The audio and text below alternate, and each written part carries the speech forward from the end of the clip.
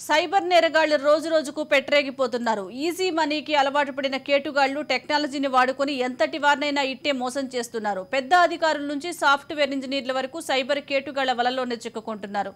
తాజాగా సైబర్ నేరగాళ్లు న్యాయవాదులు కూడా బురిడీ కొట్టించారు. జోగులాంబ గద్వాల్ జిల్లా అలంపూర్ తాలూకాకు చెందిన న్యాయవాదుల బృందం జార్ఖండ్ రాష్ట్రం నుంచి కేదార్నాథ్ ఆలయ దర్శనానికి వెళ్లింది.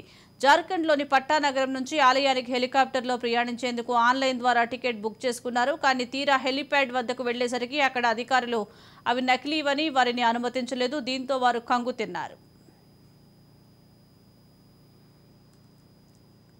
ఈరోజు ఉత్తరాఖండ్లో కేదార్నాథ్ యాత్రకు వచ్చిన భక్తులకి హెలిప్యాడ్ దగ్గర జరుగుతున్న మోసాల గురించి మోసపోయిన బాధితులం మేము.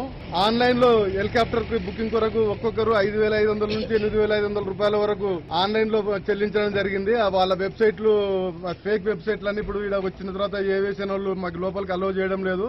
ఈ మాలాగా దాదాపు ఒక 100-150 మంది వరకు తెలుగు వాళ్ళు ఇక్కడ ఇబ్బంది పడుతూ ఇక్కడనే వెయిట్ చేస్తున్న పరిస్థితి. చిన్న పిల్లలు, మహిళలు చాలా ఇబ్బందులు పడుతున్నారు. కావున ఇప్పుడు మన తెలుగు ప్రజలు ఎవరైనా కానీ ఇటువంటివి ఏమైనా ఉన్నాయి, వెల్ఫేర్ టికెట్స్ ఉన్నాయి అంటే నమ్మొద్దండి, మొత్తం ఫేక్. ఈడ జార్ఖండ్ ప్రభుత్వం కూడా దీని మీద తక్షణమే చర్య తీసుకుని బాధితులకు న్యాయం చేయవలసిందిగా కోరుతున్నాం.